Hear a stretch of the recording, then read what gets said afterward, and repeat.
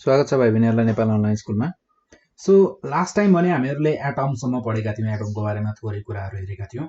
So atom भनेको एउटा smallest particle of an element हो।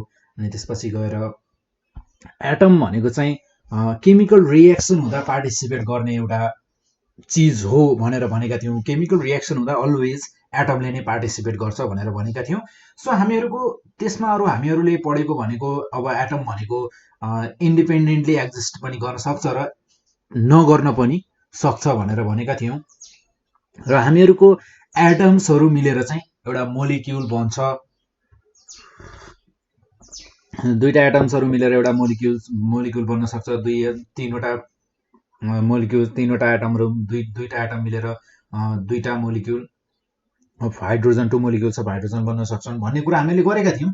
सो र त्यसै गरी हामीहरूले यसैमा सब एटमिक पार्टिकल्सको बारेमा कुरा गरेका थियौँ। हामीहरूसँग सब एटमिक पार्टिकल्सहरू थिए। सब एटमिक पार्टिकल्स आज हामीले यो कुरा नपढे पनि हुन्थ्यो, तर अब हामीहरूको स्टार्ट नै बेस नै यही छ। सो म यहीँबाट सुरु गर्छु अनि त्यसपछि गएर इलेक्ट्रोन, प्रोटोन र न्युट्रोन र त्यसपछि गएर एटोमिक नम्बर, एटोमिक मास सबै पढ्नेछौँ आज हामी। सो सब एटमिक पार्टिकल्स भनेका हामीहरूसँग छन् पार्टिकल्स भनेका हामीहरूसँग छन् प्रोटोन, त्यसपछि न्युट्रोन, र इलेक्ट्रोन गरेर हामीहरूले तीनवटा सब एटमिक पार्टिकल्सहरू छन् जसलाई चाहिँ एलिमेन्ट्री पार्टिकल्स पनि भनिन्छ भनेर भनेका थियौँ। सो त्यसै गरी हामीहरूले हिलियमको लागि एउटा एटमिक मोडेल अफ हिलियम पनि हामीहरूले हेरेका थियौँ। सो हिलियमको एटमिक मोडेलमा हामीहरूको यो भयो न्युक्लियस। सो यो हामीहरूको न्युक्लियस हैन। सो हामीहरूको न्युक्लियसको बाहिर हुन्छ अर्बिट, यहाँ हुन्छ अर्बिट जसमा चाहिँ इलेक्ट्रोन्सहरू हुन्छन्। जस्तै अब यो हिलियमको हो भनेपछि हिलियममा हामीहरूको छन् दुईटा प्रोटोन, कतिवटा छन् त? दुईटा प्रोटोन P2 लेखेँ मैले यहाँ, र N2 न्युट्रोन दुईटा, र त्यसै गरी इलेक्ट्रोन पनि दुईटा छन् भनेर भनेका थियौँ। सो अब यिनीहरूको चार्ज पनि हुन्छ। हामीहरू चार्जको बारेमा अहिले यहाँ लेखिसकेको छैन। सो किनभने पहिला हामी इलेक्ट्रोन, प्रोटोन र न्युट्रोनको बारेमा पढ्छौँ, तिनीहरूको चार्जको बारेमा त्यहाँ पढ्छौँ, र त्यसपछि हामी बल्ल लेख्नेछौँ यसको चार्जको बारेमा। सो अब हामी सुरु गर्छौँ यहाँ। र हामीहरूले अरू यसमा के कुरा भनेका थियौँ?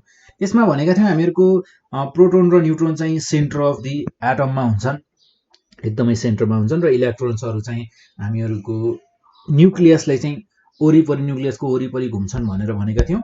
सो हामीहरूको यहाँ अब हामी सुरु गर्छौँ इलेक्ट्रोनबाट। सो इलेक्ट्रोन, सो हामीहरूको यहाँ इलेक्ट्रोन भनेको एउटा नेगेटिभली चार्ज पार्टिकल हो। के हो त? इलेक्ट्रोन भनेको negatively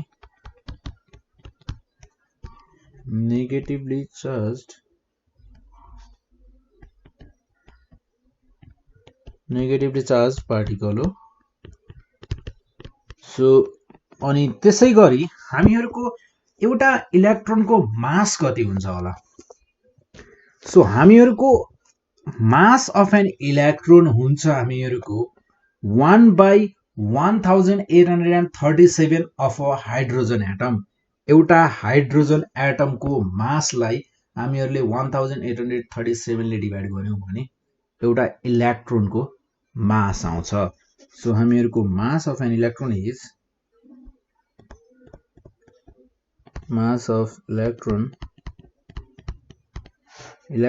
is 1/1837 of a hydrogen atom भनेर भन्छौँ हामी।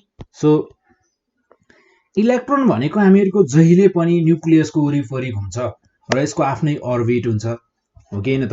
इलेक्ट्रोनको पनि आफ्नै अर्बिट हुन्छ। अर्बिट भनेको यसको कहाँ हुन्छ त? Revolving around the nucleus. यसको अर्बिट भनेको अराउन्ड दि न्युक्लियस हुन्छ। So revolve around the nucleus around the nucleus of an atom in orbit. र त्यसै गरी हामीहरुको इलेक्ट्रोनलाई चाहिँ E र E को टाउकोमा यसरी E माइनस लेखेर चाहिँ यसरी डिनोट गरिन्छ। यो चाहिँ इलेक्ट्रोनलाई डिनोट गर्ने सिम्बल भयो। अब हामीहरुको जस्तै हामीहरुले यसरी अघि हामीहरुले हिलियमको अर्बिट बनाउँदा इलेक्ट्रोनहरु यसरी बाहिर लेखेका थियौं। अब हामी इलेक्ट्रोन E मात्र नलेखेर के गर्छौं भने यसरी माइनस साइन पनि लेख्छौं। यो भनेको हामीहरुको इलेक्ट्रोन चाहिँ यहाँ रिभल्भ भइरहेको छ है भनेर जनाएको भयो। सो अब हामीहरुको प्रोटोनको कुरा गरौँ। अब यस इलेक्ट्रोन पछि हामीहरुको इलेक्ट्रोनमा तपाईहरुले यति कुरा बुझ्नु भयो भने पनि धेरै हो। अहिलेको लेभलमा बुझ्ने भनेको यति नै हो।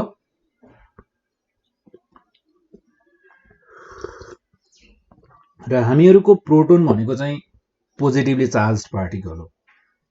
प्रोटोन भनेको के हो त? पोजिटिभली चार्ज्ड पार्टिकल हो। र हामीहरुको प्रोटोनको मास र एटमको मास, एटम अफ हाइड्रोजन को मास चाहिँ के हुन्छ त? बराबर हुन्छ। सो हामीहरुको mass is equal to the mass of an atom of hydrogen. र यसको लोकेसन चाहिँ कहाँ हुन्छ त? यसको लोकेसन पनि कहाँ हुन्छ त? यो बस्ने ठाउँ भनेको कहाँ हो त? न्यूक्लियसमा। र यसलाई हामी डिनोट गर्छौं P प्लस ले। सो हामीहरुको प्रोटोन भनेको के रहेछ त? पोजिटिभली चार्ज पार्टिकल रहेछ। So positively charged particle.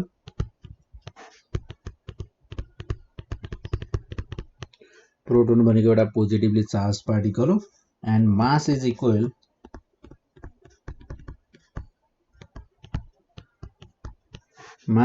Equal to the mass of an atom of hydrogen. Mass of an atom of an hydrogen. So हामीहरुको यसको लोकेसन भनेको कहाँ हो र त? न्यूक्लियसमा। So located at the nucleus. र त्यसै गरी डिनोटेड बाइ P प्लस। र त्यसपछि अर्को हेर्छौं हामी न्यूट्रोनको बारेमा। न्यूट्रोन। सो हामीहरुको न्यूट्रोन भनेको चाहिँ चार्जलेस पार्टिकल हो। Chargeless particle. न्यूट्रोन भनेको के हो त? एउटा चार्जलेस पार्टिकल हो। र हामीहरुको यसको सिचुएसन, यसको बस्ने ठाउँ भनेको चाहिँ कहाँ हो त? Nucleus of an atom. situated at the nucleus of an atom. Atom को न्यूक्लियसमा चाहिँ बस्छ यो। सो यसको मास चाहिँ proton or the mass of hydrogen atom. हामी यसको मास भनेको कति हुन्छ त? Mass is equal to mass of one proton. एउटा प्रोटोनको मास और हामीहरुले भन्न सक्छौं the mass of hydrogen atom of a hydrogen atom. एउटा हाइड्रोजन एटमको र माससँग इक्वल हुन्छ। और यसको मास भनेको प्रोटोनसँग पनि इक्वल हुन्छ भनेर भन्न सक्छौं। किनकि प्रोटोनको मास भने के हुन्छ त? Mass of an atom of हाइड्रोजनसँग इक्वल हुन्छ। र त्यसै गरी यसलाई डिनोट गरिने भनेको चाहिँ हामीहरुको एन नट ले हो। एन लेखेर यसरी माथिपट्टि टाउकोमा चाहिँ 0 लेख्ने। यानी कि यो चार्जलेस पार्टिकल हो जसको चार्ज नै छैन। त्यसलाई अब के प्लस भन्ने कि माइनस भन्ने, त्यसलाई के भन्ने त? 0 लेख्ने। त्यसको टाउकोमा 0 लेख्ने। 0 लेख्दा हामीहरुले बुझ्नु पर्यो कि एउटा न्यूट्रोन भनेको के रहेछ त? चार्जलेस पार्टिकल रहेछ भन्ने कुरा बुझ्छौं हैन? सो हामीहरुको त्यसै गरी हामीहरुको हरेक एटममा, हरेक एलिमेन्टको एटममा प्रोटोन र इलेक्ट्रोनको नम्बर चाहिँ अलवेज इक्वल हुन्छ। सो यो कुरा चाहिँ बुझ्नु पर्ने कुरा है। So all elements, atoms of elements atoms of all elements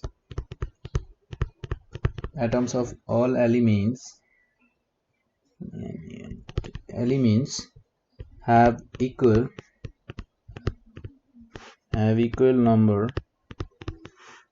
number of protons and electrons. Equal number of protons र electrons हुन्छन्. Always है फेरि always. सो हामीहरुको प्रोटोन्सहरु चाहिँ पोजिटिभ चार्ज भए जुन चाहिँ सेन्टरमा हुन्छन्.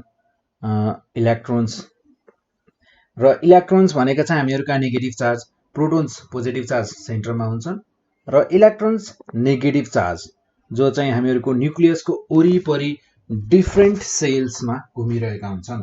सो सेल्स भनेको जस्तै अघि मैले हिलियमको बनाउँदा बिचमा सेन्टरमा न्यूक्लियस थियो र बाहिरपट्टि जुन यो सर्कल रिभल्भिङ अर्बिट थियो नि हो, यो एउटा अर्बिटलाई यसलाई चाहिँ सेल भनेर भनिन्छ र त्यसैगरी यहाँ अर्को अर्बिट आयो भने अर्को सेल हुने भयो. सिम्पल. र त्यसैगरी हामीहरुको पोजिटिभली चार्ज्ड पार्टिकलले चाहिँ अब यो कसरी एउटै ठाउँमा चाहिँ कसरी चाहिँ यो न्यूट्रल बसिरहेको हुन्छ र भन्दाखेरि हामीहरुको जुन सेन्टरमा भएको पोजिटिभ चार्ज छ त्यसले र नेगेटिभ चार्जले चाहिँ एकअर्कालाई न्यूट्रलाइज गरिरहेका हुन्छन्. एकअर्कालाई न्यूट्रलाइज गरेर बसेका हुन्छन्. सो भन्नुको मतलब के भने हामीहरुको एउटा एटम जहिले पनि इलेक्ट्रिकल्ली चाहिँ न्यूट्रल हुन्छ. अलवेज प्रोटोन र इलेक्ट्रोनको नम्बर सेम हुन्छ भनेपछि अभियसली इलेक्ट्रिकल्ली न्यूट्रल भएर बस्ने भयो. सो भन्नुको मतलब number of protons is equal to the number of electrons.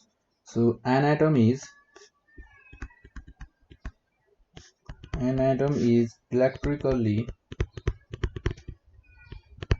electrically neutral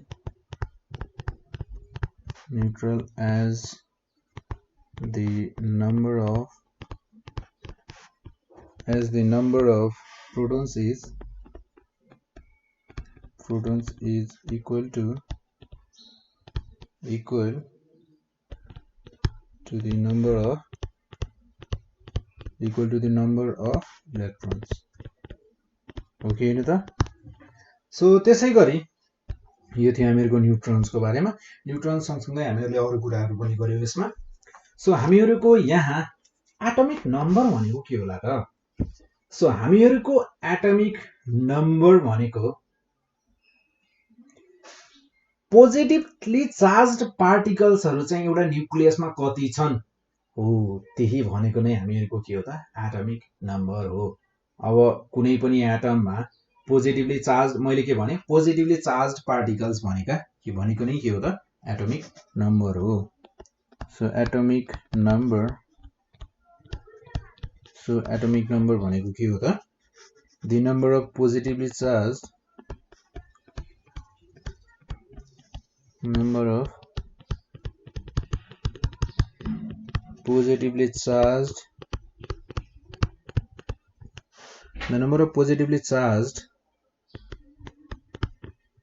positive charged present in the nucleus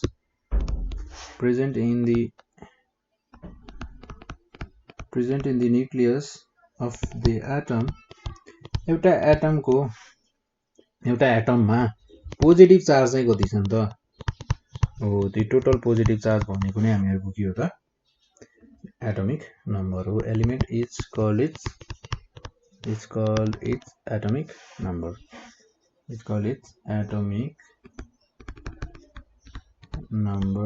यो नै यसको के हो त एटमिक नम्बर हो. सो हामीहरुको नम्बर अफ प्रोटोन्स र नम्बर अफ इलेक्ट्रोन्स जहिले पनि बराबर हुन्छ र बराबर छ भने हामीहरुको एटम चाहिँ न्यूट्रल हुन्छ. सो हामीहरुको कुनै पनि एटममा एटमिक नम्बर भनेको के हुँदो रहेछ त नम्बर अफ इलेक्ट्रोन्स पनि भन्न मिल्दो रहेछ. भन्न मिल्ने भयो कि भएन त? सो किनकि प्रोटोन्स र नम्बर अफ प्रोटोन्स र नम्बर अफ इलेक्ट्रोन्स बराबर हुन्छन्. हामीहरुको डेफिनेसनमा के भनेको छ positive charge present in the nucleus of the atom of an element is called its atomic number. So proton र इलेक्ट्रोन त बराबर हुन्छन् भन्नुको मतलब हामीले यसलाई भन्न सक्ने भयौं। सो हामीहरुको पिरियडिक टेबलमा हेर्ने हो भने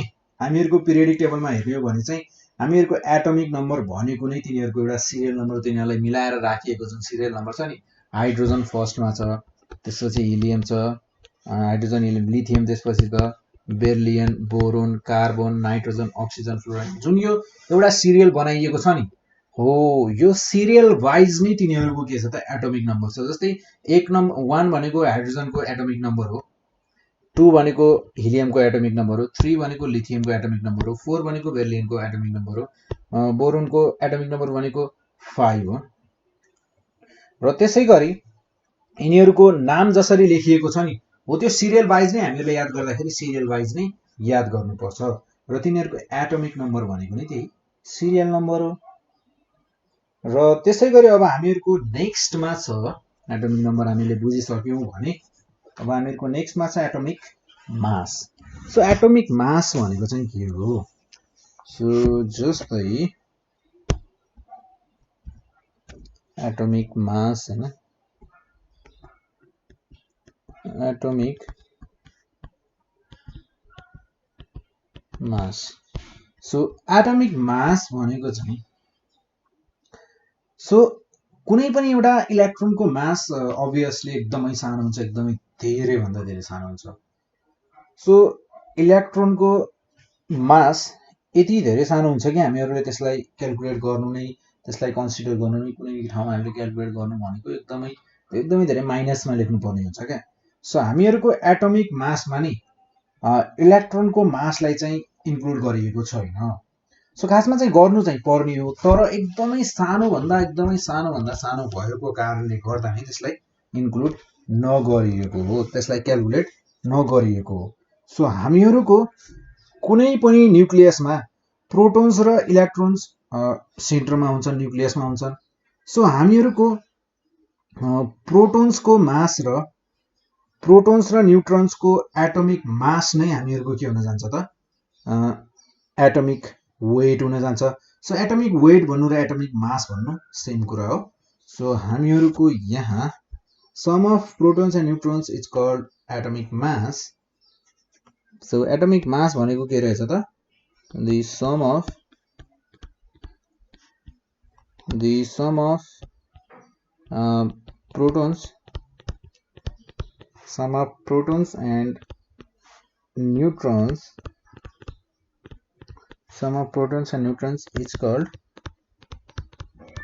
is called atomic mass. So atomic mass भनेको नै के हो त? एटमिक वेट हो, also called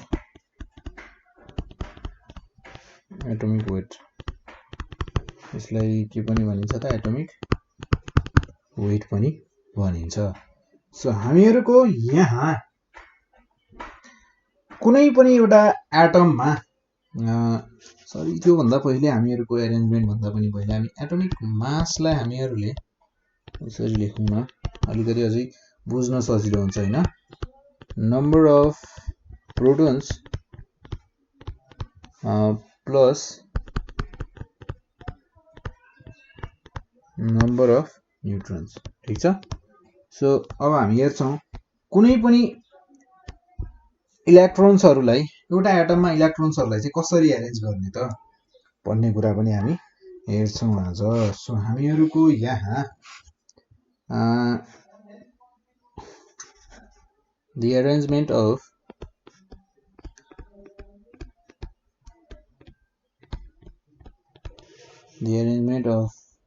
electrons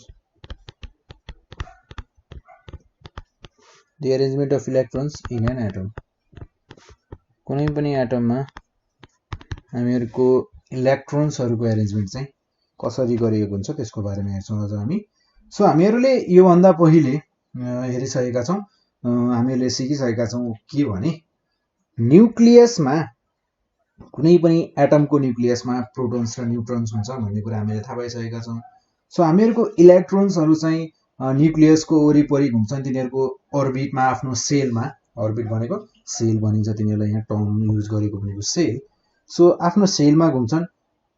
सो हामीहरुको सेलहरु चाहिँ कतिवटा हुन्छन् त सो सेलहरु हुन्छन् हामीहरुको 1 2 सेल्स और ऑर्बिट कतिवटा हुन्छन् त फ्रम 1 to 7 1 देखि 7 सम्म हुन्छन् सो हामीहरुको जुन सेल ऑर्बिट को एकदमै सरी कुनै पनि ऑर्बिट जुन ऑर्बिट हामीहरुको न्यूक्लियस को नजिक हुन्छ त्यो ऑर्बिट भनेको चाहिँ लोअर एनर्जी लेभल हो भनेर भन्छौं हामी र त्यसैगरी जसरी त्यो ऑर्बिटहरुको नम्बर चाहिँ बढ्दै जान्छ र जुन सबैभन्दा धेरै टाढाको ऑर्बिट हुन्छ त्यो ऑर्बिट भनेको चाहिँ हायर एनर्जी लेभल हो भनेर भन्छौं हामी सो हामीहरुको जस्तै मान्नुहोस् यो मेरो न्यूक्लियस भयो र यो एउटा सेल अर्को सेल अर्को सेल अर्को सेल ल है सो हामीहरुको मैले यसलाई sale number 1 2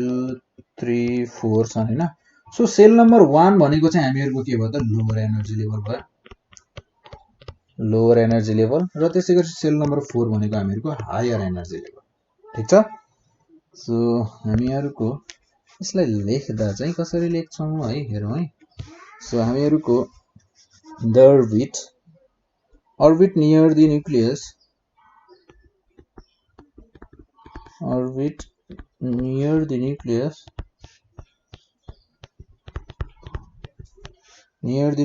is called lower energy level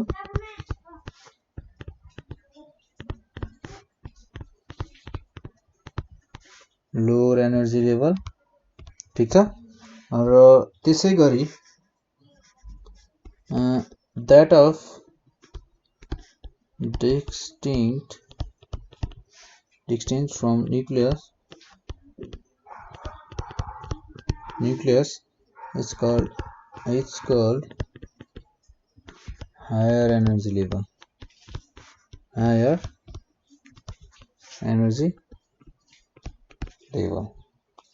र त्यसैगरी हामीहरुको अब तपाईहरुले हायर एनर्जी लेभल र लोअर एनर्जी लेभल बुझ्नु भयो ठीक छ यहाँसम्म ठीक छ नि हैन सो अब हामीहरुको जुन यो इलेक्ट्रोन्सहरुलाई डिस्ट्रिब्युसन गरिएको छ हरेक सेलमा हैन सो यो इलेक्ट्रोन्सहरुको डिस्ट्रिब्युसनलाई यो जुन हामीहरुले हरेक सेलमा इलेक्ट्रोन्सहरुलाई डिस्ट्रिब्युसन गरिएको छ डिफरेन्ट सेलहरुमा अलग-अलग सेलहरुमा यसलाई चाहिँ यहाँ इलेक्ट्रोनिक कन्फिगुरेसन भनेर भनिन्छ सो यदि कुनै पनि एलिमेन्टको इलेक्ट्रोनिक कन्फिगुरेसन गर भन्यो भने हामीहरुले के गर्नुपर्ने हुन्छ त त्यसको न्यूक्लियस बनाउने त्यसमा कतिवटा इलेक्ट्रोन्सहरु छन् त्यो थाहा पाउनु पर्यो अनि त्यसपछि गएर प्रोटोन्स नम्बर अफ प्रोटोन्स कति छ नम्बर अफ न्यूट्रोन्स कति छ सबै कुराहरु थाहा पाउनु पर्यो र त्यसको हामीहरुले अघि बनाए जस्तै गोलो बनाएर सेलहरु बनाउनु पर्यो अनि इलेक्ट्रोन्स कहाँ छन् प्रोटोन्स कहाँ छन् सबै कुराहरु लेख्नु पर्यो अहिले हामीहरु त्यो काम पनि सिक्छौं तर अहिलेलाई इलेक्ट्रोनिक कन्फिगुरेसन भनेको के हो त्यो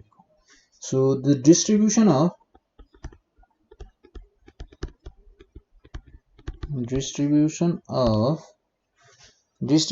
of electrons in different cells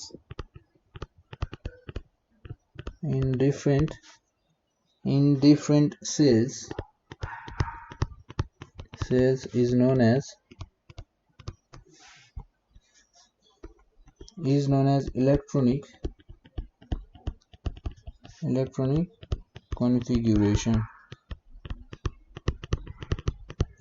electronic configuration र हामीहरुको 1921 AD मा नि के भयो भने 1921 AD मा दुई जना थिए के मान्छेहरु दुई जना थिए एक जनाको नाम थियो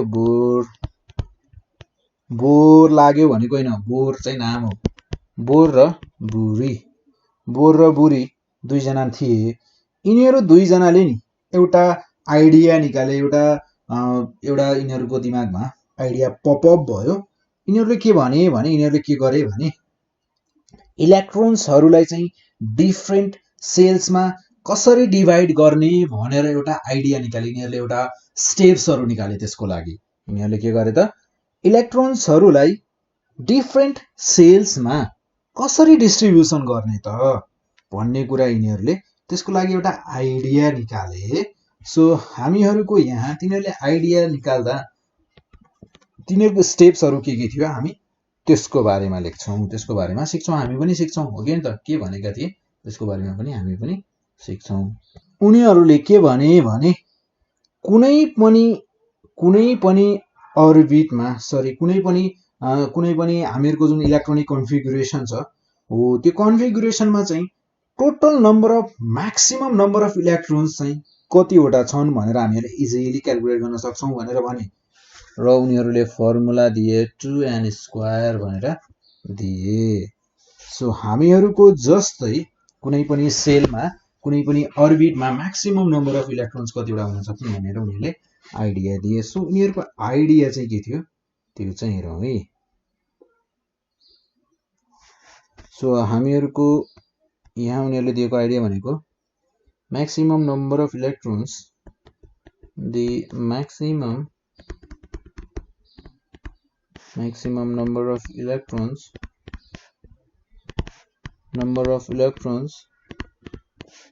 in each orbit is determined by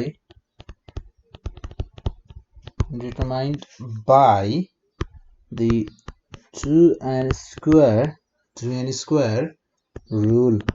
2n² भन्ने रुल छ अरे हैन, जसले चाहिँ हामीहरूको म्याक्सिमम नम्बर अफ इलेक्ट्रोन्स एउटा सेलमा चाहिँ कतिवटा हुन सक्छन् भनेर भन्छ अरे। सो हामीहरूको यहाँ n छ नि, यो n भनेको चाहिँ सेल हो, कति औं सेल हो भन्ने कुरा हो। जस्तै फर्स्ट सेल यानी कि सेल नम्बर 1 भनेको हामीहरूको जुन सबैभन्दा न्युक्लियसको नजिक छ। सो सेल नम्बर 1 को लागि हामीहरूको नम्बर अफ इलेक्ट्रोन्स कतिवटा हुने भयो त? n को ठाउँमा हामीले 1 राख्नु पर्यो। सो 2 कतिवटा हुने भयो त? 2 सेल नम्बर 1 को लागि। सेकेन्ड सेल को लागि n = 2 n = 1 n = 2 हुँदा 2 * n को स्क्वायर 2 को square = 2 to the 4 4 to the 8 हुने भयो। र त्यसैगरी n = 3 हुँदा कति हुने भयो? 2 * 8 16 हुने भयो। यसरी हामीहरूको यसले चाहिँ जनाउँछ भनेर भने। तर अब फर्स्ट सेल सेकेन्ड सेल जुन छ नि, मैले यहाँ फर्स्ट सेल भनेर 1 लेखे, सेकेन्ड सेल भनेर 2 लेखे, थर्ड सेल भनेर 3 लेखे हैन, ठीक छ। सो तर उनीहरूले के भने उनीहरूले एउटा first shell second shell third shell नभनिकन उनीहरूले अर्को नाम पनि दिए क्या। ठीक छ, first shell second shell third shell पनि भन्न पाएन हामीहरूले, तर हामीहरूले लेख्दाखेरि चाहिँ यसलाई चाहिँ एउटा युनिक स्टाइलमा लेख्नुपर्छ, युनिक हुनुपर्छ। के कुरा भन्दाखेरि उनीहरूले के गरे भने यो फर्स्ट सेललाई चाहिँ हामी फर्स्ट सेल नभन्ने, फर्स्ट सेल पनि भन्ने, तर यसलाई नाम दिउँ भन्दा उनीहरूले के सेल भनेर नाम दिए। सेकेन्ड सेललाई नाम दिए उनीहरूले के याल सेल दिए, र त्यसैगरी थर्ड सेललाई उनीहरूले नाम दिए एम सेल भनेर नाम दिए, र यसरी बढ्दै गयो सेलको नाम। अब फोर्थ सेलको नाम KLMN सेल गर्दै यसरी बढ्दै गयो। सो फर्स्ट सेलको नाम के, सेकेन्ड सेलको नाम एल, थर्ड सेलको नाम एम, फोर्थ सेलको नाम एन, त्यसरी बढ्दै जाने भयो। सो हामीहरूको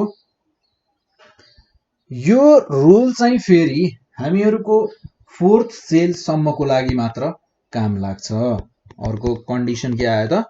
यो रुल भनेको हामीहरूको एन सेल सम्मको लागि मात्र हो है, यो भन्दा उता चाहिँ युज गर्ने होइन। यानी कि 2n² वाला रुल छ नि, यो 2n² वाला हामी 4 वटा सेल भन्दा उता जाँदैन। अभियसली हामीहरूलाई नोन एलिमेन्ट्स जति पनि छ नि, यो 4 वटा एलिमेन्ट 4 वटा सेल भित्र आइसक्छ क्या, यो भन्दा उता जाँदा पनि जाँदैन। त्यतिखेर गइसम्म पनि अहिले गइसम्म पनि यो भन्दा उता चाहिँ जाँदैन। सो उनीहरूले चाहिँ के भनेका थिए भने 4 वटा सेल मात्र बनाउने, 4 वटा सेलमा हामीहरूको नोन एलिमेन्ट्सहरूलाई चाहिँ सबैलाई इन्क्लुड गर्न सकिहालिन्छ। सो यो 4 वटा सेल मात्र बनाइएका थिए। र त्यसै गरी अब हामीहरूको यहाँ जाउँ सेकेन्ड स्टेपमा। सेकेन्ड स्टेप उनीहरूले के भने आउटरमोस्ट अर्बिट जुन छ, आउटरमोस्ट अर्बिट भनेको हामीहरूको जस्तै हामीहरूको आउटरमोस्ट अर्बिटमा छ नि, हामीहरू outermost orbit can not have more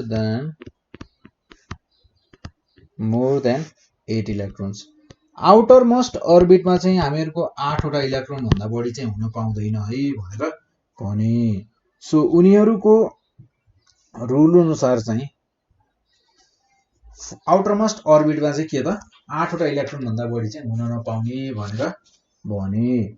so उनीहरूले बनाएको रुल अनुसार चाहिँ हामीहरूको 20 वटा इलेक्ट्रोनको कुरा गर्ने हो भने हाइड्रोजनको लागि नम्बर अफ इलेक्ट्रोन्स कति छन् यसमा एउटा मात्र छ। सो यो के सेलमा सीमित भइहाल्ने भयो 1। र त्यसै गरी हाइड्रोजन हिलियममा 2टा इलेक्ट्रोन्स छन् कि छैनन्। सो केमा हामीहरू कतिवटा इलेक्ट्रोन राख्न सक्छौं फर्स्ट सेल छ यहाँ 2टा मात्र राख्न सक्छौं। एल सेलमा हामीहरू कतिवटा इलेक्ट्रोन राख्न सक्छौं 2n³। सो यो हुने भयो हामीहरूको कतिवटा राख्न सक्ने रहेछौं त यहाँ त हामी 16 इलेक्ट्रोनसम्म राख्न सक्ने रहेछौं। एल सेलमा पुगिसकेपछि अब हामीहरूको यहाँ छन् 3 वटा इलेक्ट्रोन्स। हामीहरूको के सेलमा हामी 2टा इलेक्ट्रोन भन्दा बढी राख्न पाउँदैनौं। सो फर्मुलामा हेरौं 2n² के भनेको 1 सो 2। के सेलमा चाहिँ हामी 2टा इलेक्ट्रोन भन्दा बढी राख्दैनौं तर हामीहरूसँग छन् 3टा सेल भन्नुको मतलब अब मैले के सेलले पुगेर म एल सेलमा जान्छु। सो मसँग बाँकी इलेक्ट्रोन कति छन् त अब एउटा सो 1। तर के सेलमा टोटल हुनुपर्ने कति हो 8 हो तर यहाँ एउटा मात्र छ 7 वटा अझै यसले लिन सक्ने रहेछ। तर अब 7 वटा मैले कहाँबाट हाल्ने त यहाँ जबरजस्ती होइन। एल हामीहरूको लिथियमसँग 3टा मात्र इलेक्ट्रोन थियो जुन हामीहरूको यहाँ कम्प्लिट भइसक्यो। सो छोड्दिने यसलाई लिथियम अनि त्यसपछि आएर बेरिलियम बोरोन कार्बन गर्दा गर्दै जस्तै अक्सिजनको हेरौं। सो अक्सिजनको हेर्दा हामीहरूको अक्सिजन पर्छ 8 नम्बरमा यानी कि 8 वटा इलेक्ट्रोन छन्। हामीहरूको अक्सिजनमा 8 वटा इलेक्ट्रोन छन् जसमा हामीहरूको 2टा इलेक्ट्रोन के सेलमा जाने भयो र बाँकी रह्यो अब 6 वटा इलेक्ट्रोन। सो 6 वटा इलेक्ट्रोन यहाँ बस्ने भयो अझै 2टा इलेक्ट्रोन रहन सक्छन् तर 2टा इलेक्ट्रोन छैन हामी यतिकै छोड्दिन्छौं। सो यसरी हामीहरूले हरेक एलिमेन्टको चाहिँ एउटा इलेक्ट्रोनिक कन्फिगुरेसन गर्ने उनीहरूले तरिका बनाए। सो उनीहरूको यो रुल अनुसार चाहिँ सो एटोमिक स्ट्रक्चर बनाउँ है। अब हामी एटोमिक स्ट्रक्चर पनि बनाउँछौं यो इलेक्ट्रोनिक कन्फिगुरेसन पनि गर्छौं। सो जस्तै अब हामीहरूको कसको लागि गरौँ होला त सो जस्तै एउटा नाइट्रोजनको लागि गरौँ न त। नाइट्रोजन भनेको अब नाइट्रोजनको लागि हामीहरूले इलेक्ट्रोनिक कन्फिगुरेसन गर्नु पर्यो र हामीहरूले एटोमिक स्ट्रक्चर बनाउनु पर्यो भने नाइट्रोजनको लागि हामीहरूलाई नाइट्रोजनको बारेमा चाहिँ थाहा हुनु पर्यो है। सो नाइट्रोजनको बारेमा के कुरा थाहा हुनु पर्यो अहिले म त्यो कुराहरू पनि लेख्छु यहाँ। नाइट्रोजनको लागि मात्र होइन कुनै पनि एलिमेन्टको लागि चाहिँ हामीले थाहा पाउनु पर्यो। सो 1 देखि 20 सम्म चाहिँ अब तपाईहरुले याद गर्नु पर्यो है। सो यहाँ पुगुन्जेलसम्म त याद गरिसकेको हुनु पर्यो तपाईहरुलाई थाहा हुनु पर्यो। सो नाइट्रोजन भनेको सबैभन्दा पहिले हामी हेर्छौं एटोमिक नम्बर। नाइट्रोजन कति नम्बरमा पर्छ मलाई त थाहा छ तपाईहरुलाई थाहा छ कि छैन। सो नाइट्रोजन 7 नम्बरमा पर्छ ठीक छ। नाइट्रोजन कति नम्बरमा पर्छ 7 नम्बरमा। सो एउटा कुरा हामीहरूले के बुझ्नु पर्यो भने मैले अब यहाँ इलेक्ट्रोन लेखिरहेन ई माइनस लेखे। ई माइनस को नम्बर अफ ई माइनस र नम्बर अफ पी प्लस बराबर हुन्छ इलेक्ट्रोन र प्रोटोनको नम्बर चाहिँ बराबर हुन्छ। सो इलेक्ट्रोन र प्रोटोनको नम्बर मैले बराबर हुन्छ भन्ने बेलामा मैले अरु दुईटा कुरा पनि मैले इन्फर्मेसन दिइसके। के थाहा छ atomic number electron number of electron र नम्बर अफ प्रोटोन बराबर हुन्छन् भनेर मैले भनिदिसके। सो हामीहरूको यहाँ जस्तै एटोमिक वेट भनेको कति हुने भयो एटोमिक वेट भनेको हामीहरूको के हो त एटोमिक वेट भनेको number of protons plus number of neutrons. So हामीहरूको नाइट्रोजनमा नम्बर अफ इलेक्ट्रोन्स र नम्बर अफ प्रोटोन्स कति हुन्छ त यिनीहरूलाई जोड्यौं भने हुन्छ हामीहरूको 14। अब यहाँ चाहिँ हामीहरूको के देखियो भने p प्लस प्लस n0 = 14 भयो हैन। सो यहाँ यो केसमा चाहिँ हेर्दा हामीहरूको नम्बर अफ प्रोटोन्स त हामीहरूको 7 हुन्छ हामीलाई थाहा छ। सो नम्बर अफ न्यूट्रोन्स पनि 7 देखियो तर अलवेज यो हुन्छ भन्ने जरुरी छैन है। सो अलवेज यो चाहिँ एकदमै करेक्ट हुन्छ भन्ने जरुरी छैन। नम्बर अफ प्रोटोन्स र नम्बर अफ न्यूट्रोन्स बराबर हुन्छन् भन्ने जरुरी छैन। सो 1 देखि 20 सम्म चाहिँ तपाईले याद गर्नु पर्यो नम्बर अफ न्यूट्रोन्स कतिवटा छन् भन्ने कुरा याद गर्नु पर्यो। यसको लागि ट्रिक्स पनि छ है। कसरी याद गर्ने भन्ने कुराको लागि ट्रिक्स पनि छ, तर ट्रिक्स चाहिँ फेरि कम्प्लिटली एकदमै कम्प्लिटली चाहिँ करेक्ट छैन। सो 1 देखि 20 सम्म भन्दा पनि तपाईहरुले 1 देखि 10 सम्म याद गर्दा पनि हुन्छ कि जस्तो लाग्यो है मलाई, किनभने तपाईहरुलाई सोधिएको छैन एक्जाममा चाहिँ, जस्तो छ कि जस्तो एक्जाममा सोधिएको छैन जस्तो लाग्यो। सो केही छैन, 1 देखि 20 सम्म याद गर्नुस् है, 1 देखि 20 सम्म याद गर्नुस् र नम्बर अफ न्युट्रोन्स पनि याद गर्नु पर्यो। सो हामीहरुको यहाँ जस्तै नाइट्रोजनको लागि हामीहरुले सबै कुरा पत्ता लगाइसक्यौं। अब हामीहरुले यहाँ इलेक्ट्रोनिक कन्फिगुरेसन बनाउँछौं हामी। सो इलेक्ट्रोनिक कन्फिगुरेसन कसरी बनाउँछौं त? कन्फिगुरेसन बनाउँछौं हामी यहाँ सेल, ठीक छ, र त्यसपछि आएर number of electrons. So shell हामीहरुको कतिवटा हुन्छ? 4 वटा, ठीक छ। सो के एल एम र एन।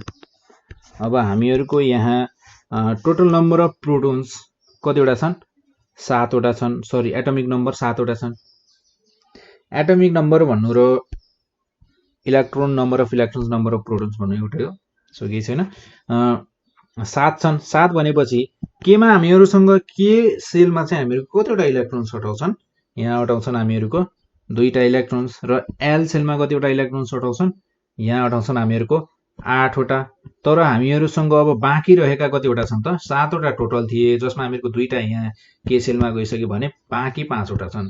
सो ठीक छ, हामीहरुको यहाँ केही गडबडी छैन। 8 वटा सम्म अटाउँथे, हामीहरुले 5 वटा सम्म राख्यौं। अरु 3टा अझै अटाउने ठाउँ छ, तर हामीलाई त्यसको जरुरत छैन। सो त्यसैगरी अर्को एउटाको बनाएर हेर्ने। ल नियोनको बनाएर हेरौँ न त। नियोनको एटोमिक नम्बर, एटोमिक वेट कति हुन्छ फर्स्ट अफ अल त्यो लेखौं। सो नियोनको एटोमिक नम्बर भनेको 10, एटोमिक नम्बर यसको हुन्छ 10, र त्यसैगरी एटोमिक वेट नियोनको हुन्छ, नियोनको एटोमिक वेट चाहिँ कति हुन्छ होला? 20, एटोमिक वेट हुन्छ यसको 20। देन त्यसपछि आएर हामीहरुको इलेक्ट्रोनिक कन्फिगुरेसन कस्तो हुने भयो? सो यसको इलेक्ट्रोनिक कन्फिगुरेसन सँगसँगै एटोमिक स्ट्रक्चर पनि बनाउनु पर्ने हुन्छ है। सो एटोमिक स्ट्रक्चर बनाउनु पर्यो भने चाहिँ कसरी बनाउने त? यो हुने भयो हामीहरुको सेन्टरमा न्युक्लियस। सो न्युक्लियस अलि सानो बनाउँला हैन। सो न्युक्लियसमा चाहिँ हामीहरुको के हुन्छ त? प्रोटोन हुन्छ। प्रोटोन भनेको पोजिटिभ हुने भयो, न्युट्रोन हुन्छ जो न्युट्रल हुन्छ, र त्यसैगरी बाहिरपट्टि एउटा सेल हुने भयो के सेल। के सेलमा 2टा इलेक्ट्रोन, ठीक छ, माइनस माइनस। त्यसपछि एल सेल पनि हुने भयो। एल सेलमा हामीहरुको 5 वटा electron, 1 2 3 4 5 electron electron electron electron. So यसरी तपाईहरुले बनाउन सक्नुहुन्छ। एन्ड देन यो भयो हामीहरुको एटोमिक स्ट्रक्चर,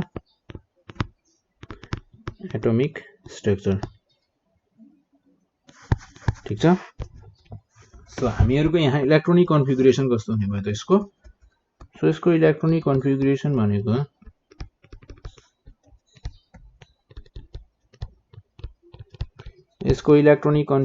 भनेको यसमा सेल हुन्छ, त्यसपछि आएर नम्बर अफ इलेक्ट्रोन्स,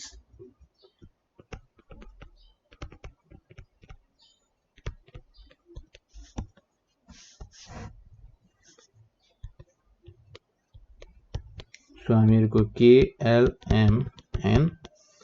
देन त्यसपछि आएर फर्स्ट सेलमा हामीहरुसँग टोटल 10 वटा इलेक्ट्रोन छन्। सो हामीहरुको 10 वटा इलेक्ट्रोनमा 2टा के सेल लेखायो, बाँकी रहे 8 वटा। सो एल सेलमा टोटलमा 8 वटा इलेक्ट्रोन अटाउन सक्छन्। सो बाँकी छन् हामीहरुको 8 वटा ठ्याक्कै हटायो। तर अब 11 नम्बर एटोमिक नम्बर 11 भएको सोडियम, जस्तै Na, नियोन सोडियम, सोडियम भनेको 11 नम्बरमा पर्छ। सो सोडियमको लागि इलेक्ट्रोनिक कन्फिगुरेसन बनाउनु पर्यो भने यसको एटोमिक नम्बर हुने भयो 11। सो यसको इलेक्ट्रोनिक कन्फिगुरेसनमा सेल र नम्बर अफ इलेक्ट्रोन्स हुने भयो हैन। सो यसको इलेक्ट्रोनिक कन्फिगुरेसन हेर्ने हो भने यसमा चाहिँ बाँकी रहेको ठाउँमा चाहिँ यस्तो गर्दिने है। सो यसमा चाहिँ इलेक्ट्रोनिक कन्फिगुरेसन कस्तो हुने भयो त्यो हेरौँ। सो के एल एम एन, ठीक छ। सो यसमा टोटल इलेक्ट्रोन्स भनेका 11 छन् हैन। 2टा के सेलमा जाने भए 8 वटा हामीहरुको एल सेलमा जाने भयो र एम सेलमा हामीहरुको 16 इलेक्ट्रोन्स जान्छन् तर हामीहरुसँग अब 8 2 10 इला कतिवटा इलेक्ट्रोन्स बाँकी छन् एउटा सो एउटा मैले यहाँ गर्ने भयो सिम्पल फेरि यहाँ बढ्यो भने एन मा जाने भयो सिम्पल सो यसरी हामीहरुले गर्दै जान्छौं जसमा अब यसको एटमिक स्ट्रक्चर भनेको कस्तो हुने भयो त so proton positive plus and neutron negative neutral n0 so दुईटा इलेक्ट्रोन त्यसपछि यहाँ हुने भयो हामीहरुको 1 2 3 4 5 6 7 8 वटा इलेक्ट्रोन यसरी ई लेखेर माइनस माइनस माइनस माइनस यो भयो हामीहरुको एटमिक स्ट्रक्चर सो यसरी हामीहरुले नियोनको लागि र सोडियमको लागि बनाउनु पर्यो भने चाहिँ यसको लागि पनि बनाइदिउँ न त अब हैन सो n0 दुईटा इलेक्ट्रोन 8 वटा 10 अनि त्यसपछि फेरि हामीलाई अर्को सेल पनि चाहिने भयो एउटा इलेक्ट्रोन मात्र भएको यहाँ हुने भयो हामीहरुको 8 वटा इलेक्ट्रोन र सबैमा नेगेटिभ साइन माथि माइनस माइनस माइनस माइनस यस्तो हुने भयो हामीहरुको एटमिक स्ट्रक्चर अफ सोडियम ठीक छ सो यसरी हामीहरुले एटमिक स्ट्रक्चर र त्यसपछि आएर इलेक्ट्रोनिक कन्फिगरेसन हरेक एलिमेन्टको लागि गर्न सक्छौं त्यसैगरी अर्को एलिमेन्टहरुको लागि हेरौं है यसरी हामीहरुले अरु एलिमेन्ट्सहरुको लागि पनि गर्न सक्छौं देन हामीहरुको अब हामी सुरु गर्छौं नयाँ एउटा टपिक फेरि सो तपाईहरुलाई यदि यो स्ट्रक्चरहरु बनाउनमा इलेक्ट्रोनिक कन्फिगरेसन गर्नमा केही प्रब्लम्स भयो भने तपाईहरुले अवश्य पनि नेपाल अनलाइन स्कुललाई कन्ट्याक्ट गर्न सक्नुहुन्छ यदि तपाईहरुले बुझ्नु भएको छैन भने पनि ठिकै छ हामीहरु फेरि बुझाउन तपाईहरुलाई तयार छौं सो त्यसको लागि चाहिँ तपाईहरुले चाहिँ रेडी बस्नु पर्यो कि तपाईहरुले पढाउनु भयो भने हामी पढ्नको लागि तयार छौं भनेर सो हामीहरु यहाँ अर्को एउटा टपिक हेर्न गइरहेका छौं उसको टपिक छ हामीहरुको यहाँ मोलिक्युल्स सो टपिक छ हामीहरुको molecules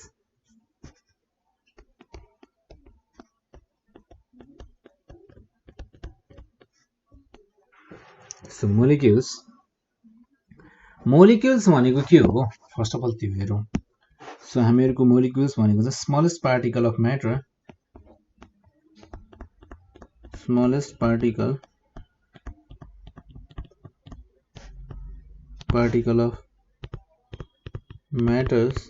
smallest particle of matters which can exist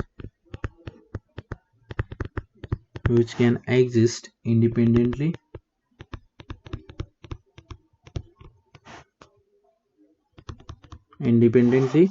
is called molecule यसले के भनिन्छ त मोलिक्युल भनेर भनिन्छ सो हामीहरुको मोलिक्युल्सहरु चाहिँ कुनै पनि एटमको कुनै पनि एलिमेन्टको एक या एक भन्दा बढी एटम्सहरु मिलेर बनेका हुन्छन् सो हामीहरुको more atoms of same type तर त्यो एलिमेन्ट चाहिँ के हुनुपर्छ त एलिमेन्टको जुन एलिमेन्टहरु छन् एटम्सहरु एलिमेन्टको एटम्स चाहिँ सेम एलिमेन्टको एटम्सहरु हुनुपर्छ र त्यसैगरी हामीहरुको मोलिक्युल चाहिँ कम्पाउन्डको कुरा गर्ने हो भने नि मोलिक्युल्स दुईटा मोलिक्युल्स हुनु पर्यो र अलग अलग एलिमेन्टहरुको मोलिक्युल्सहरु कम्पाउन्ड भन्दा चाहिँ कम्पाउन्ड भन्दा मोलिक्युल्स चाहिँ फेरि अलग अलग एलिमेन्टको हुनुपर्छ तर मोलिक्युल भन्दा चाहिँ एटम्सहरु चाहिँ सेम एलिमेन्टको हुनुपर्छ है यो कुरा चाहिँ याद गर्नु पर्यो र त्यसैगरी हामीहरुको यहाँ जस्तै एउटा molecule of hydrogen so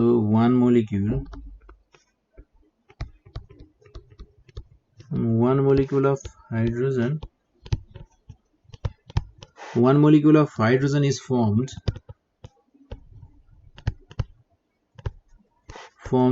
only when two atoms of hydrogen are combined together. Only when two atoms of hydrogen are combined together हाइड्रोजनको दुईटा एटम्सहरुलाई कम्बाइन गर्यो भने हाइड्रोजनको एउटा के भन्छ त मोलिक्युल भन्छ र त्यसैगरी जुन मोलिक्युल अफ वाटर छ मोलिक्युल अफ वाटर चाहिँ केले भनेको हुन्छ त सो मोलिक्युल अफ वाटर चाहिँ 2 एटम्स अफ हाइड्रोजन र 1 एटम अफ अक्सिजनले बनेको हुन्छ र त्यसैगरी मोलिक्युल र कम्पाउन्डको एउटा डिफरेन्स टाइपको हेरौं so while one molecule of water चाहिँ केले बनेको हुन्छ त सो वाटर भनेको के हो कम्पाउन्ड हो so water is formed by the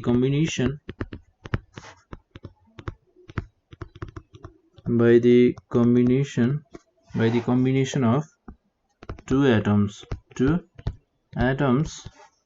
of hydrogen दुईटा एटमहरु हाइड्रोजनको र त्यसैगरी and one atom of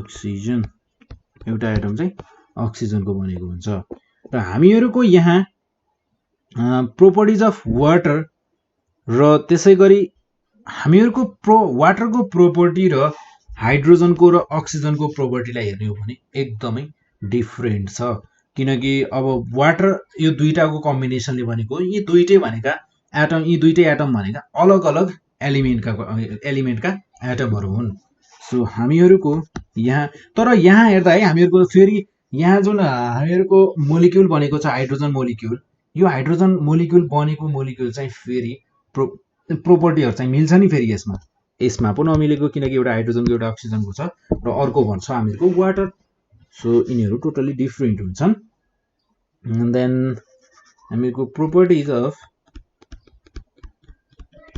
so यो कुरा चाहिँ जान्न जरुरी है properties of water are totally different from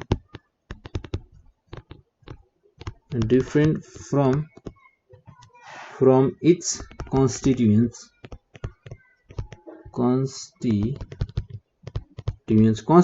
भनेका यहाँ के छन् त हाइड्रोजन एन्ड अक्सिजन मैले यहाँ ब्र्याकेटमा लेख्दिए constituents भनेका हाइड्रोजन र अक्सिजन सो हामीहरुको एकदमै नर्मल टेम्परेचरमा वाटर चाहिँ लिक्विडमा पाइन्छ वाटरको स्टेट के हुन्छ त लिक्विड हुन्छ र हाइड्रोजन र अक्सिजन दुईटै के हुन्छन् त ग्यासियस स्टेटमा हुन्छन् र हामीहरुको वाटरलाई यदि हामीहरुले यदि ततायौं भने के गर्यौं भने हामीहरुको हाइड्रोजन ग्यासेस वाटरलाई हामीहरुले बाल्यौं भने जस्तै कस्तो भनेको भने वाटरमा हामीहरुले आग लगायौं भने जल्छ त जल्दैन नि तर हाइड्रोजन ग्यास एकदमै कम्बुसेबल हुन्छ हाइड्रोजन ग्यास के हुन्छ त वाटरको जस्तै प्रोपर्टीको मैले यहाँ के भने property of water are totally different from its constituent hydrogen र अक्सिजनको प्रोपर्टी भन्दा एकदमै डिफरेन्ट छन् कसरी डिफरेन्ट छन् म त्यो कुरा भनिरहेको छु है सो वाटरमा यदि हामीहरुले आग लगायौं भने के जल्छ त पानीमा वाटर भनेको पानीमा हामीहरुले फायर लगायौं भने फायर आफै निप्छ झन् पानी जल्दैन तर हाइड्रोजनको कुरा गर्ने हो भने हाइड्रोजन एकदमै कम्बुसेबल छ थोरै मात्र त्यहाँ पायो भने नि त्यसले पुरै ध्वस्तै पारेर छोड्छ हाइड्रोजन के हो त एउटा कम्बुसेबल ग्यास हो कम्बुसेबल भनेको जल्ने खाली एकदमै खतरनाक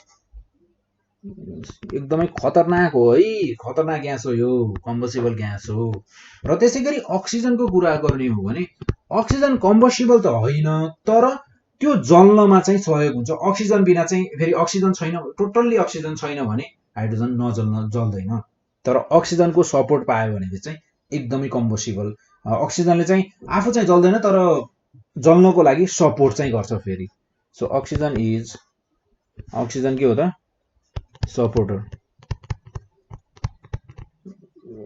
सपोर्टर अफ कम्बसन, जल्नमा चाहिँ एकदमै सहयोग गर्नेवाला चाहिँ ग्यास हो अक्सिजन भनेको।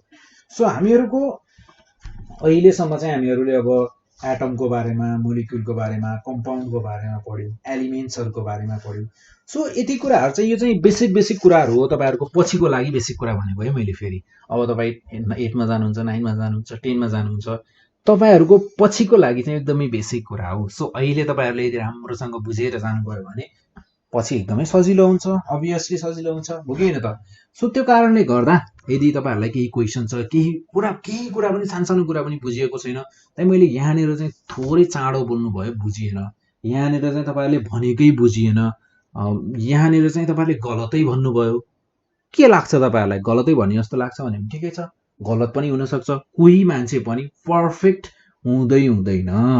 सो कहिलेकाहीँ गलत हुनसक्छ, कहिलेकाहीँ तपाईँहरूको गलत हुनसक्छ, कहिलेकाहीँ मेरो गलत हुनसक्छ। सो हामीहरू मिलेर चाहिँ एकदमै राम्रो गर्नेछौँ।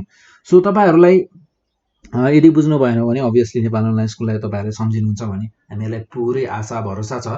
सो त्यसै गरी तपाईँहरूले क्वेसन्सहरू चाहिँ हामीहरूलाई सोध्दै गर्नु पर्यो र तपाईँहरूले आफूले पनि मेहनत गर्दै गर्नु पर्यो। यो कुराहरूलाई चाहिँ तपाईँहरूले एकदमै बुझेर पढ्नुहोस् है, रटेर नपढ्नुहोस्। रटेर पढ्दा चाहिँ अहिले त रटेर पढ्नुहुन्छ, ल पास गर्नुहुन्छ, जानुहुन्छ, सिद्धिन्छ क्या। तर पछि तपाईँ 10-11मा जानुभयो भने नि यो बेसिक कुरा चाहिँ बुझिएको हुँदैन। यो बेसिक कुरा नबुझिएको कारणले गर्दा केमिस्ट्री त नि झन् केही पनि बुझिँदैन। अरू सब्जेक्ट त प्र्याक्टिस गरेर पनि बुझिएला, केमिस्ट्री त नि बेसिक, विदाउट बेसिक त केमिस्ट्री बुझौँला भनेर नसोच्दा पनि हुन्छ क्या। त्यस्तो सब्जेक्ट छ केमिस्ट्रीले, एकदमै धेरै दुःख दिन्छ।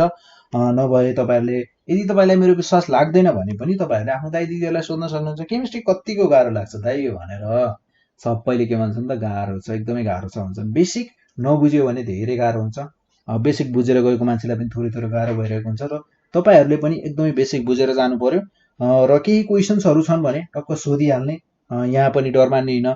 क्लासमा त डर मानिन्छ, क्वेसन सोधिँदैन। तर अब यहाँ पनि तपाईँहरूले एउटा म्यासेज, क्वेसन भनेको त यहाँ क्वेसन होइन, एउटा म्यासेज मात्र हो।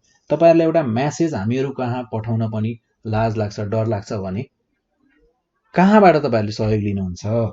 सो तपाईँहरूले जस्ट एउटा म्यासेज पठाइदिनुहोस्, हामीहरू तपाईँहरूलाई एन्सर पठाइदिनेछौँ। यदि बुझ्नुभएको छैन भन्ने भन्नुहोस्, हामीहरू फेरि तपाईँहरूलाई अर्को भिडियो बनाएर टक्क अलिकति राम्रोसँग तपाईँहरूले भनेको टपिक मात्र बुझाएर तपाईँहरूलाई पठाइदिन्छौँ। सो यदि तपाईँहरूलाई यो भिडियो मन पर्यो भने लाइक गर्नुहोस् र आफ्नो साथीभाइहरूसँग त्यसपछि गएर सेयर गर्नुहोस्, आफ्नो फेसबुक पेजमा गएर, आफ्नो फेसबुक प्रोफाइलमा गएर पोस्ट गर्नुहोस् यो कुराहरूलाई होइन। यो कुरा चाहिँ एकदमै राम्रोसँग बुझिएको छ, यहाँ बुझेको छ, यो भिडियोमा बुझाउनु भएको छ दाइहरूले भनेर पोस्ट गर्नुहोस्। र त्यसै गरी आफूलाई लागेको कुरा चाहिँ कमेन्ट गर्न चाहिँ नबिर्सिनुहोस् है।